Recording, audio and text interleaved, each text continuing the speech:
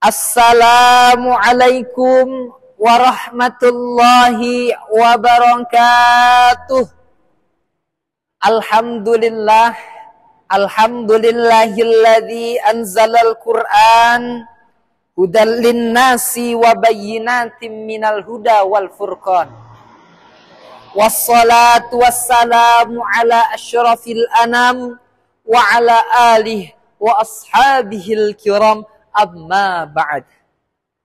Dewan juri yang arif nan bijaksana, perkenalkan, nama saya Raffi Danar Dedeari Mahardian, asal dari Kalimantan, yang manisnya kayak marjan, yang tentunya dewan juri idam-idamkan. Teman-teman dai yang dimuliakan oleh Allah Subhanahu wa taala. Alhamdulillah, kita diberikan oleh Allah Subhanahu wa taala gambaran yang sangat jelas, informasi yang sangat terang tak terbantahkan. Bahkan di era Nabi Shallallahu alaihi wasallam yang dimana tatanan masyarakatnya penuh dengan tingkat kriminalitas yang tinggi, kebodohan yang merajalela, dan bentuk keburukan-keburukan yang nyaris tidak mengenal dengan kemuliaan. Menariknya, Allah Subhanahu wa taala tidak membekali Nabi Shallallahu alaihi wasallam dengan tongkatnya Nabi Musa. Allah Subhanahu wa taala tidak membekali Nabi Muhammad dengan mukjizatnya Nabi Isa ataupun mukjizat Nabi Sulaiman alaihi salam. Namun Allah Subhanahu wa taala membekali Nabi Muhammad dengan mukjizat yang paling hebat, yang paling dahsyat, yaitu Al-Qur'anul Karim, yang pada saat itu bisa mengubah tatanan masyarakatnya dari jahiliyah menjadi khairu ummatin ukhrijat linnas, umat terbaik yang pernah dilahirkan di kalangan manusia. Teman-teman dai yang dimuliakan Allah Subhanahu wa taala. Allah Subhanahu wa taala berfirman di dalam Al-Qur'an surah Al-Baqarah ayat 185. Syahrul Ramadan alladzi unzila fihi al-Qur'anu hudal linnas.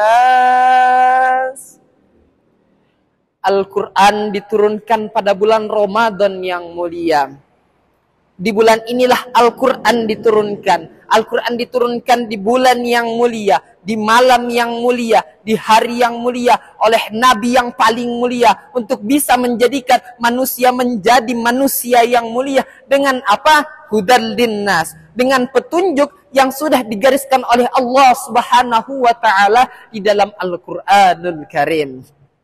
Dalam hadis Sahih Bukhari dari Utsman bin Affan radhiyallahu an, dari Rasulullah sallallahu alaihi wasallam bersabda, khairukum man ta'allama al-Qur'an wa 'allamah.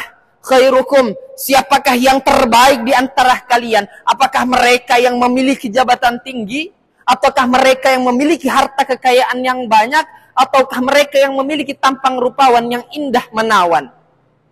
Kata Nabi Shallallahu alaihi wasallam, orang yang terbaik di antara kalian adalah mereka yang mempelajari Al-Quran dan mengamalkan, mengajarkan Al-Quran.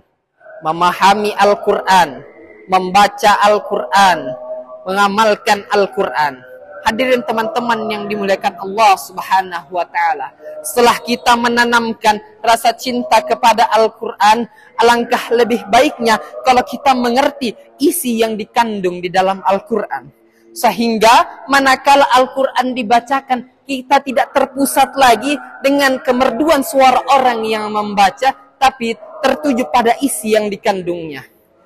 Bila mana orang membaca Al-Quran, alam tara kaifa fa'ala rabbuka bi ashabil fil. Terbayang oleh kita bagaimana Raja Abraha, raja besar, dan pasukannya ingin menghancurkan Ka'bah. Namun bagi Allah Subhanahu wa ta'ala cukup menurunkan burung ababil, hancur lebur Raja Abraha dan seluruh pasukan gajahnya. Allah Maha Besar, Allah Maha Kuasa. Tambah iman. Kalau tidak, ya yang terjadi, yang sering terjadi pada saat ini, Al-Quran menceritakan azab, kita malah kesenangan. walakum adzabun alim. Kamu akan mendapat azab yang pedih. Al-Quran menceritakan azab, kita kesenangan, malah teriak di belakang, Allah, Allah, Masya Allah, Alhamdulillah. Itulah pentingnya kalau kita memahami Al-Quran.